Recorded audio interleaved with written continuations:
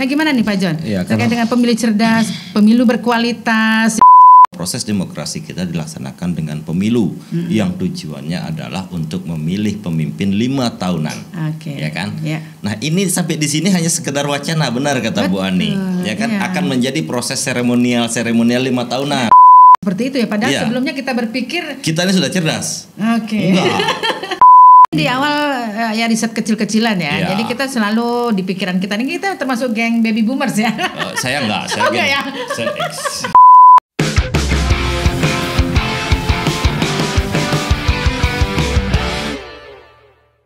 Salam jumpa Semeton Tabanan, senang sekali saya Ani bisa jumpa lagi dengan Anda pastinya di acara podcast Pilkada Tabanan, dan pastinya seperti biasa kita akan hadirkan tamu-tamu penting ya di meja ini, dan tentu saja pada kesempatan ini kita kehadiran ini seorang tokoh besar ya, badannya kecil sih tapi tokoh besar gitu ya.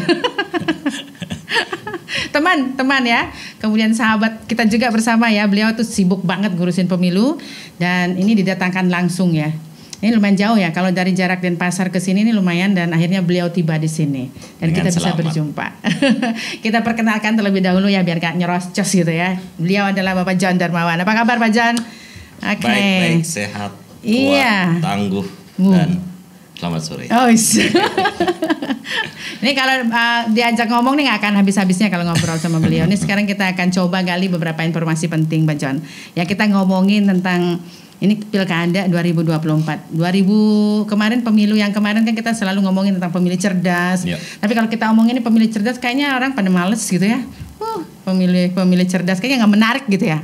Tapi ini penting ini yang kita bahas. Memang kelihatannya kayak mendikte materi, kayak pelajaran buku, kayak begitu ya bayangannya ya. Tapi sebenarnya ini penting untuk diketahui, nggak bisa kita abaikan karena akan menentukan pemimpin kita yang ke depan ini seperti apa yang kita harapkan. Gitu benar nggak Pak John? Betul. Iya. Nah ini sekarang kita berperang melawan momok kita yang ogah, malas mikirin yang gitu-gitu. Mendingan ngurusin bisnis gitu ya, seru ya, game gitu seru gitu ya. Tapi ngomongin ini malas. Nah gimana nih? Selanjutnya kita akan ngobrolin itu, tapi Pak John kenalan dulu deh. Kalau saya sudah kenal nih sama pemirsa Semeton Tabanan, mungkin pengen kenalan lebih jauh lagi nih Pak John. Ceritakan deh Pak John, silakan deh. Ya, saya John Darmawan, nama lengkap I Gede John Darmawan, anggota KPU Provinsi Bali. Kebetulan divisinya yang paling panjang. Divisi Sosialisasi, Pendidikan Pemilih, Partisipasi Masyarakat, dan SDM. Berat banget gitu ya.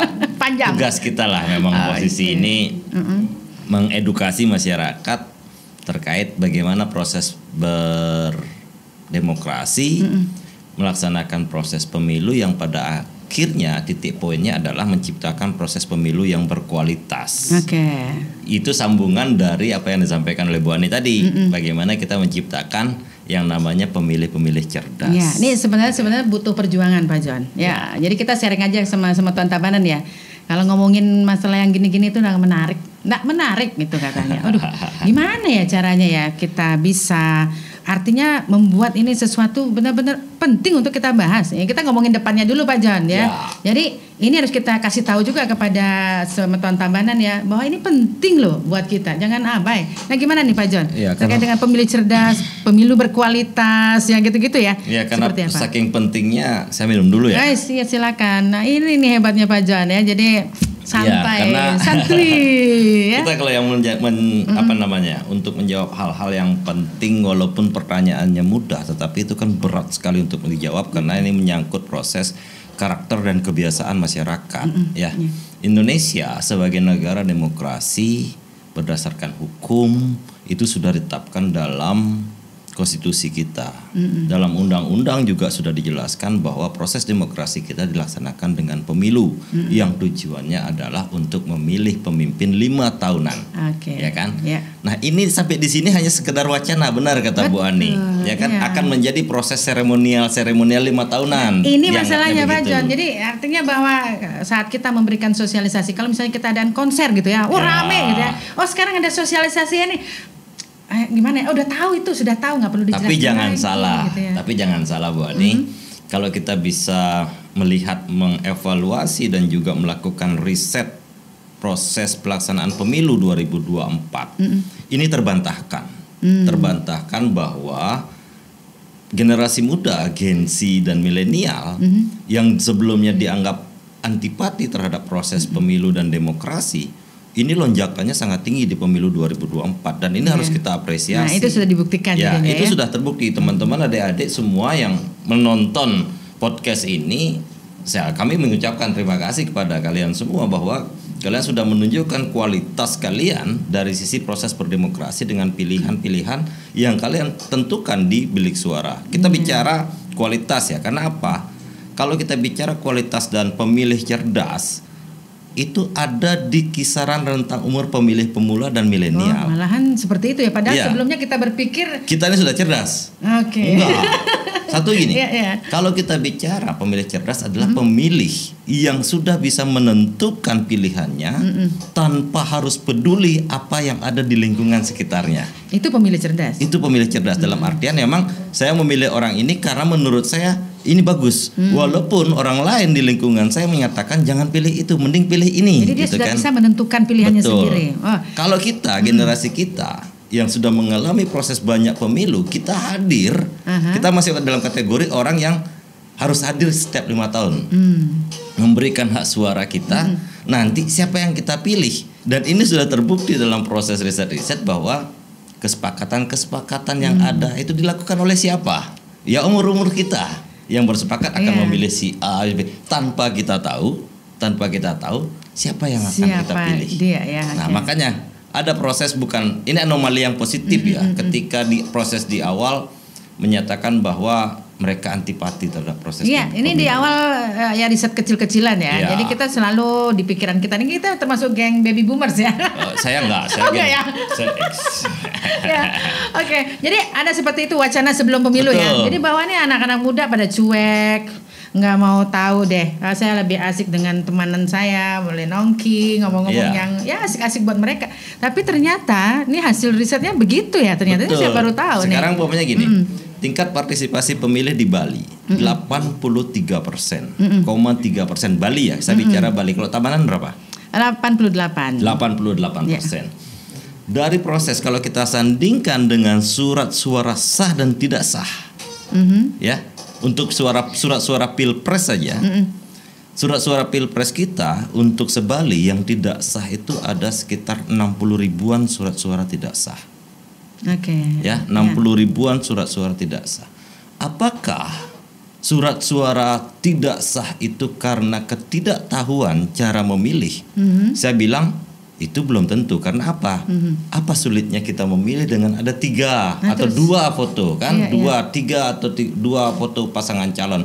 Toh kita memilih orang dengan foto-foto dengan namanya sangat-sangat mudah. Melipat pun untuk kecil. Pilpres ini ya? Untuk pilpres kita bicara pilpres ya. 60 ribu itu besar loh, surat suara tidak sah. Tetapi kita harus berpikir, kalau kita bicara demokrasi dan pemilihan atau pemilu, itu adalah menghadirkan orang ke TPS. Itu yang pertama. Hadir 88%, 88% di Tabanan, 83% di Provinsi Bali. Tidak sah 60 ribu. Apakah 60 ribu itu karena tidak tahu? Belum tentu. Itu bisa jadi karena, gitu kan? Ya mereka yang menentukan bahwa saya tidak akan memilih semuanya. Nah itu lagi tuh bagian yang satunya lagi tuh. Iya, saya akan memilih 3-tiganya gitu kan. Itu kan hak demokrasi dari pemilih itu sendiri. Ya kan? Mereka berhak gak seperti itu? Berhak seperti itu. Dan mereka menjalankan aspirasinya dengan cara seperti itu. Nah itu saya bilang dalam proses pemilu kita di 2024, kalau kita bicara kualitas, ini adalah pemilih yang berkualitas. Wah, iya. Jadi dan pemilihnya pemilih-pemilih yang cerdas. Itu dia. Jadi artinya perjuangan kita tidak terhenti sampai di sini ya? Tidak, kita tidak berhenti. Apalagi sekarang kita akan buktikan di proses Pilkada 2024 di tahun yang sama pada tanggal 27 November 2024 pada hari Rabu. Apakah kualitas pemilih yang hadir yang dibuktikan dengan tingkat partisipasi terlebih dahulu akan sama equal dengan pemilu 2024. Nah, di sini tantangannya. Jadi kita walaupun yang kemarin itu sudah dibilang sukses ya, kita jangan sampai tidur lelap. Sudah aman. Perlu adanya perjuangan-perjuangan lagi untuk menyandingkan ini ya. Iya. Salah satu faktor kenapa tingkat partisipasi tinggi karena saya ingin milih presiden. Karena apa? karena tingkat konflik yang ada di media sosial itu tinggi, dan saya ingin ikut berperan serta di situ. Tetapi ketika kita bicara pilkada, ya kita bicara ini kan skupnya lokal. Orang-orang kadang tidak menjadi peduli. Nah, ini tantangan ini. Ini tantangannya. Tantangannya kepada siapa? Tantangannya kepada kita sebagai penyelenggara pemilu, dan tantangannya juga kepada pemilih. Kalau kita, tantangannya adalah bagaimana bisa mengingatkan, bagaimana bisa memberikan pemahaman bahwa pemilu dan pilkada walaupun skupnya nasional dan lokal itu berpengaruh terhadap hajat hidup kita 5 tahun ke depan. Dan pemilih juga akan begitu. Dia akan berpikir, kalau saya salah memilih pemimpin Tabanan ke depan, ini yang akan terjadi.